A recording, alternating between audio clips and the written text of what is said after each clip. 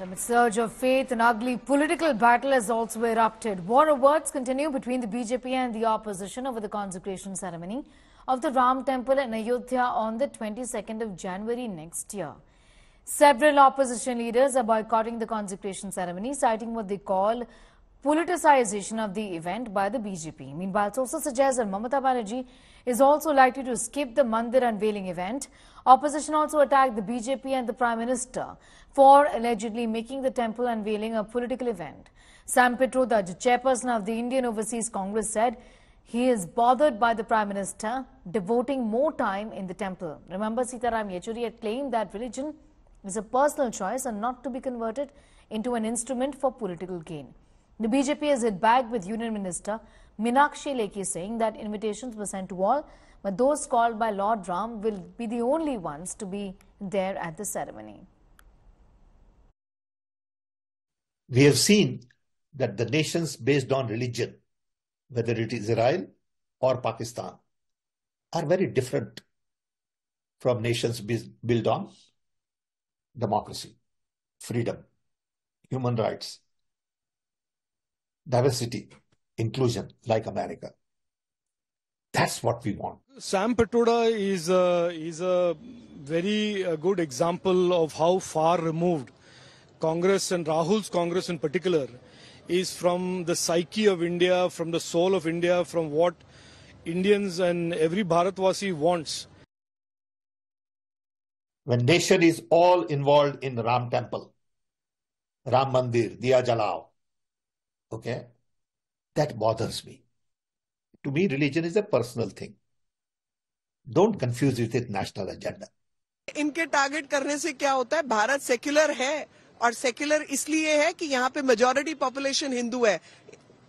66 ऐसे देश हैं जहाँ पे हिंदुइज्म को एक धर्म के रूप में भी नहीं मानते। सैम पिट्रोडा जी से जरा जाके ये बात पूछिए कि वो चाहते क्या है। सैम पिट्रोडा जी राहुल गांधी जी के सलाहकार माने जाते हैं। उनके विचार अलग अलग समय पे हमने सुना है। अगर याद आए तो शायद उन्होंने ये भी कहा था 1984 में हुआ तो क्या हुआ, मतलब इतनी बड़ी नरसिंहार हुई, उसे इतने आसानी से नजरअंदाज कर दिया। विदेश में जाकर दूसरे देशों से कहते हैं कि भारत के लोकतंत्र में आकर हस्तक्षेप करें। ये सारी बातें देश भी देख रहा है, दुनिया भी देख रही है, और इसीलिए इस देश के लोगों ने स्पष्ट रूप से कांग्रेस पार्टी, उसके नेतृत्व और उनके सलाहकारों को हमेशा संदेश भेजा है। तो बताए सैम पिट्रोडा कि राहुल गांधी क्यों मंदिर मंदिर जाते रहे, क्यों जनेऊ धारण करके उन्होंने कहा कि मैं जनेऊधारी ब्राह्मण हूँ। तो इसलिए देखिए, मंदिर भी उतना ही आवश्यक है जितना कि रोटी आवश्यक है। तो ये लोग कुछ भी बोलते हैं, इनको इस देश में, मैंने कहा कि इन लोगों को इस देश की आस्था और इस देश के जो धार्मिक महापुरुष में हैं, इनके बारे में इनको ABCD पता नहीं है। तो इंडी गठबंधन ने सुपारी दे रखी है कुछ लोगों को कि हिंदू धर्म को अपमानित करो, जलील करो, उनके देवी देवताओं का उपहास उड़ाओ। कांग्रेस को जरूर परेशान कर रहा होगा राम मंदिर का मुद्दा, क्योंकि कांग्रेस तो राम जी को ही, उनके अस्तित्व को मानने को तैयार नहीं थी। फिर ये कहते हैं कि पॉलिटिकल इस्तेमाल होता है। अब तुम ही तो इस पे राजनीति करते हो। आपको ना कभी राम मंदिर पसंद था, ना राम भगवान जी का अस्तित्व पसंद था, और ना भारत पसंद था। तुम तो केवल लूटने के लिए और राज करने के लिए आए थे। जब तुम्हें नहीं मिल रहा तो अब तुम नकली तिलक भी लगाते हो, जनेऊ भी डालते हो, हाथ पे मौली भी बांधते हो और नौटंकी ड्रामे करते हो, लेकिन अंदर आते जाते कते न कते सच्चाई बात मुंह से फिर तुम्हारे बाहर आ जाती है। You have built the Ram temple, very good. When will Ram Rajya come? What is Ram Rajya? Social equality, economic equality, employment. This is what people are asking. आप राम मंदिर बनाए, बहुत अच्छा है। अभी राम राज्य पे भी ध्यान दीजिए, 10 साल हो गए।